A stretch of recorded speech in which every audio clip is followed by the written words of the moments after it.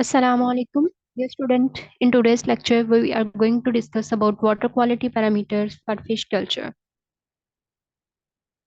What is fish culture and what are the water quality parameters that are very necessary for the culture of the fish, and what will happen if these parameters will fluctuate?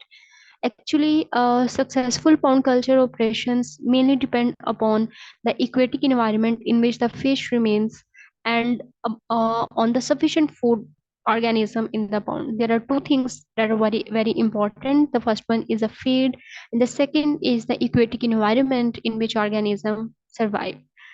Physical, chemical, and biological factors also plays very important role in governing the production of fish, food organisms and fish production in the pond. If the water quality is maintained with utmost care, the occurrence of many fish diseases can also be prevented. It means water quality parameters are very important, and if these water quality parameters are optimum, there is a less chance of disease outbreak, and a fish could be a healthy and the production could be increased. And you can say healthy water is a boon to fish culture. There are different water quality variables like temperature, it is a dissolved oxygen which is present in the water, and the fish take oxygen from the water. And there are different fish that some are air breather and some take water oxygen from the water. And water quality parameters also include ammonia, nitrate, nitrite, pH, salinity, carbon dioxide, total dissolved solid, alkalinity, hardness, hydrogen sulfide, hydrogen cyanide, and toxic material, for example, heavy metals, PCB, and pesticides. These all water quality parameters that should be maintained for the fish culture, and these parameters should be optimum and never fluctuate. And if these parameters will fluctuate, there is a high chance the fish cannot grow well, and there will be high risk of disease outbreak. Water quality parameters are some are critical variable and some are very important. Critical are temperature, DO, ammonia, nitrate, nitrite, and pH. It means these parameters should never be fluctuate even within the minor range. Uh, if the temperature will, some fish can survive in cold temperature and some can survive in warm temperature. And if you can say if the fish that survive on the 30 degree centigrade temperature will never survive at 32 degree centigrade temperature, or 25 or 27 degree centigrade temperature. It means 30 degree centigrade temperature is very crucial for the fish survival, and it is very critical. The DO level is also very important. And the optimum DO should be 7 to 8. And if the DO level in the water will be 4 or 5, it is just optimum. It is not optimum, just enough to survive the organism, but not too good. And ammonia, nitrate, and nitrate should be less than 1, and the pH should also be 7. Then important variables salinity, carbon dioxide, TDS, alkalinity, and hardness should be maintained for the optimum growth and survival of fish.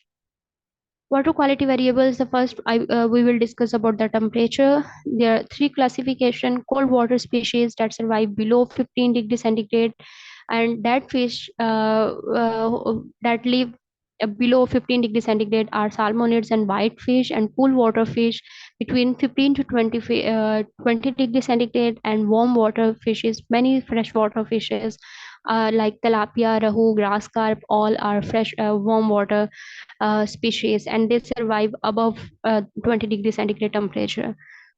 Water quality variable, the second one is salinity. Salt changes the physical and chemical nature of water and exert osmotic pressure. On the basis of salinity, fish are classified into freshwater and marine, and you can say tinohaline or urohaline.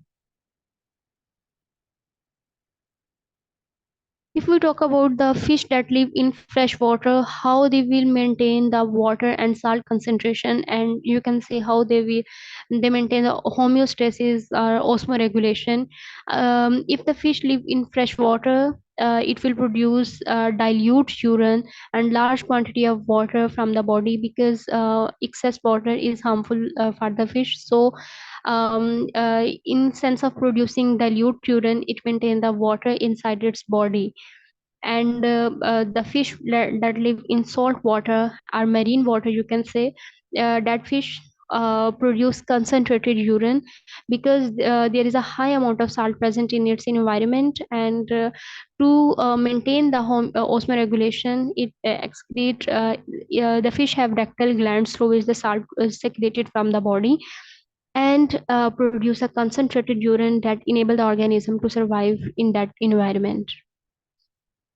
DO level is very important, and highest important parameter that cause mortality and solubility decrease with the increasing of temperature. Respiratory rate increase with the increase of temperature, and safe level should be higher than 5 mg per liter. And as you can see here, if the DO level will be above the 5 mg per liter, it is a safe, and if it will be low than 5, it is just a normal, and if it will be less than 3, it is a lethal for the organism, and organism cannot survive in that condition. Then here is this figure shows the uniform dissolved oxygen in the pound, and the oxygen should be uniformly dissolved in a whole pound, so that the fish can live freely in the environment and can survive freely. When there will be a warm environment, there will be high chance of dissolved oxygen, and when the weather is a cool, or you can say this is the pond, and the upper layer is continuously exposed with the sun, have higher DO level, and the lower layer, which is cooled, have low DO oxygen, low DO level or dissolved oxygen. When there will be rain, low dissolved oxygen, and possibly the fish could be a kill, or there will be high chance of mortality. Then carbon dioxide is a highly soluble in the water. Concentration in the pure water is 0.54 mg per liter at 20 degrees centigrade, and groundwater concentration range from 0 to 100 mg per liter. Exposed to high carbon dioxide concentration reduce the respiratory efficiency and decrease the tolerance to low dissolved oxygen concentration. So carbon dioxide in the water should be organism can be survive freely, and can produce reproduce, and gain weight, and the production could be enhanced. Then pH value express the intensity of the acidic or basic characteristics of the water. Fish can live in water of more extreme pH. Reduced growth and reproduction due to stray a long period at extreme pH. Less tolerance of pH extremes at high temperature. Safe level at sea level, it should be the 8 or 8.5, and in fresh water the pH should be 6.5 to 9. Here is a daily cycle of DO, carbon dioxide, and pH. And in morning, this purple curve shows the carbon dioxide concentration. This green shows the DO level, and the yellow shows the pH. And you can see here in the morning, in noon, afternoon, and in midnight, how the carbon dioxide, DO, and pH fluctuate. Ammonium, total ammonia nitrogen usually second limiting factor is a nitrogenous laced feces and feed, and the water should be siphoned, so there will be less chances of ammonia and nitrate in the water. Ammonia ion and ammonia, the production of ammonia increases with increasing the temperature and pH, and ammonia should be less than 0.05 mg per liter, and nitrogen oxide should be less than 0.5 mg per liter. Here how the nitrite could be produced. Nitrogen oxide and water, they react with each other, and HNO2 are produced, and hydroxyl ions also produced, and the safe level is less than 1 or 0.1 mg per liter in soft water. Here is a nitrate, and safe level of nitrate is a 0 to 400 mg per liter or higher is a safe level. That's all about water quality parameters. I hope this video is helpful for you. If you like the video, please like, share, subscribe, stay connected.